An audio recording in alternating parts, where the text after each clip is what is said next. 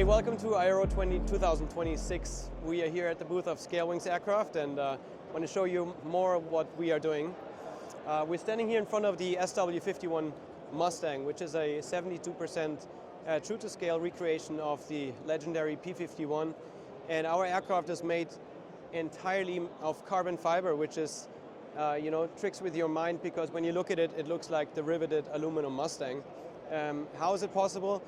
Well, the engineering that went into this is quite spectacular, because you find more than 100,000 surface details that have been crafted by hand one by one into the molds, and when we laminate the carbon fiber shells, it leaves these 3D imprints. So let's have a look at this. The rivet lines and screw heads that you see here, they're not just random lines, but the exact same surface details you would find on the original P-51. Little details, like when you pull a rivet, it leaves these little dimple around it. Maybe you want to show it here. You see that when you pull that rivet, it leaves a dimple around it. Or also up here, we have different rows of screw lines, and those screw heads are also pointing in different directions. It would have been easy maybe to take a template and make them all face one way, but those also. Here's where the machine guns went through, and yeah, again, more than 100,000 surface details, and then there's a special paint procedure to make it look like polished aluminum. This is a kit plane. We have a production facility in the Aviation Valley of Poland. Last year we sold 21 aircraft in 1 year alone. We have delivered 40 and sold 62 so far. Yeah, let's go around, look at some more of these details. What gets most people really excited, on top of all the rivets and stuff, is that on a real P-51, the rudder is known to be made from fabric, and in our case, you see all the stitching here, but it's actually carbon fiber, so even that detail can be found. And there are certain areas underneath the plane where you will still find these P-51 surface details that a normal owner would never get to see, but the mechanics see it, and they can't believe it. Yeah, let's maybe do one walk around. So yeah, tail dragger constellation. So main wheels in the front and a tail wheel in the back. It is steerable. We got a lockable tail wheel mechanism, which is very helpful for takeoff and landing. With 30-degree deflection of the rudder, you have 15-degree on the landing gear, tail landing gear. So that's really helpful for takeoff and landings to give you good stability. Also in crosswind scenarios.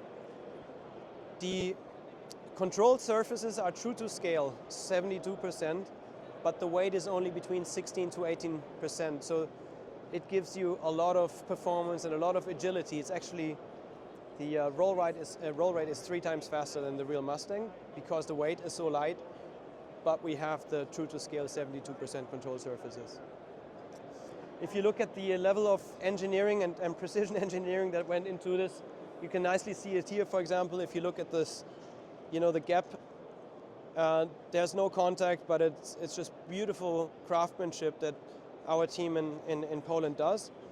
And the area where we are manufacturing is known to, in the aviation industry, it's Aviation Valley, and you find companies like Sikorsky and Pratt & Whitney and Lockheed Martin are all manufacturing there.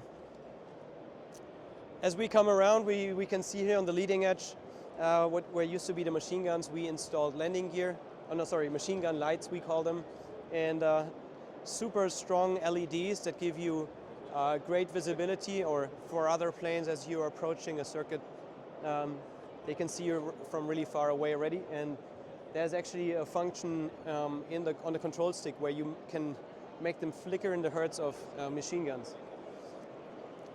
When we come around here for the lane landing gear struts, they are very beefy, also true to scale, to make it look like the original P-51. And we have Michelin aviation grade tires and the Behringer brake system, which is best in its class for braking. You find the same brakes also, for example, on the Cirrus Vision Jet. I mean, not the dimension, of course, but the make, the manufacturer. When we look inside here, the belly scoop has, like the original, the radiator is in there. In our case, the water cooler radiator is in it.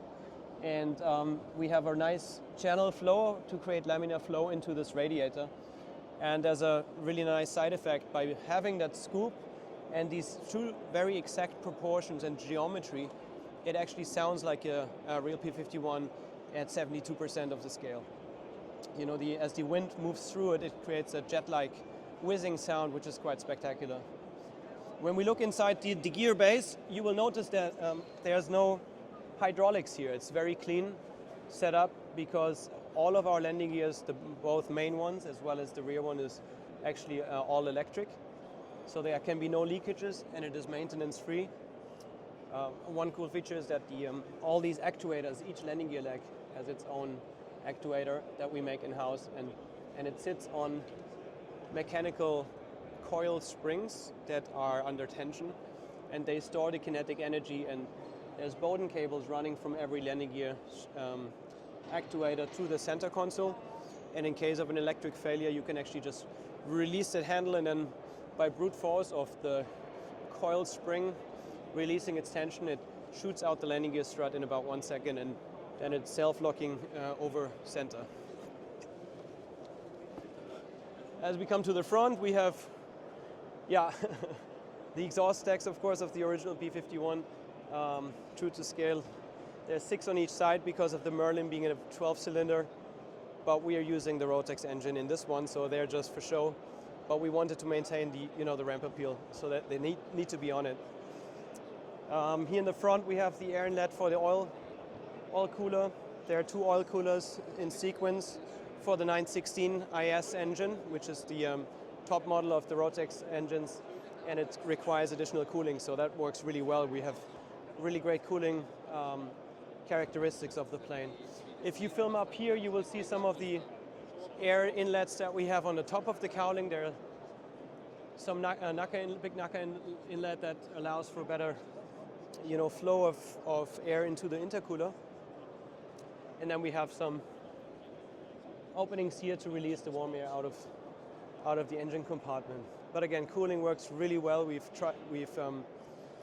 tested the plane and operated it in hot and high conditions, and in various places of the world, from the deserts of Arizona and Utah all the way to the jungles of Bolivia and Colombia. So it's and cold weather in the Alps over glaciers. So it's a very rigid, very beefy design. It's a very reliable plane because we've put a lot of engineering and margins into sort of the rigid of the structure, and just using aviation grade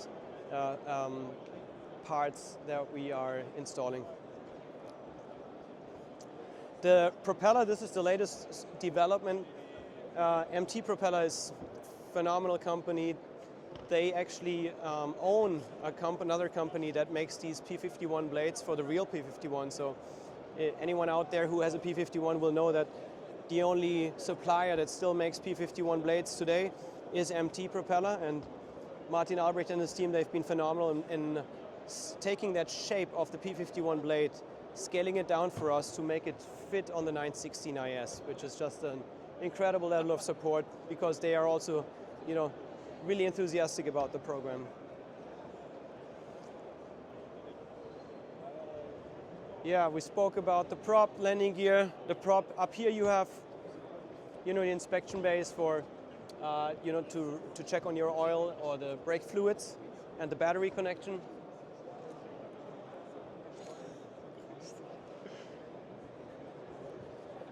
And then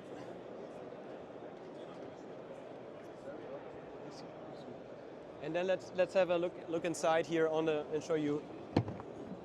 The canopy is designed in a way that it first slides back, and then it swivels to the side to allow for easy entrance for the rear passenger. And maybe you want to look inside.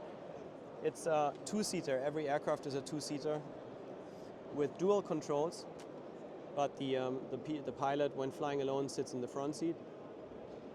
As you can see, we put a lot of care into making it look and feel like a fighter, with circuit breakers there on the right, and the center console and control stick in the center, power quadrant on the left, and also the prop lever. It's a hydraulic variable pitch propeller by MT. In this configuration, maybe stay a second on the panel. This is what we call the Platinum Avionics package. So this is the top of its class what we're offering. And it has as a central piece the Garmin G3X touchscreen 10-inch, which is in and of itself an extremely powerful unit, and with incredible situational awareness that you get out of it, synthetic vision, and all the great features of Garmin. On the left of it, there's a G5, which is a redundant backup unit. Below that, the autopilot panel from Garmin, and on the top of the panel, the audio panel pilot from Garmin as well.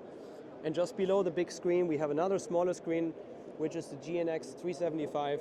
It's a WAS-capable IFR navigator that communicates with the G3X and makes this aircraft IFR capable in the respective regions where this is allowed. Like United States, our owners can fly legally IFR. The rear seat has controls as well. And yeah, 5-point harnesses.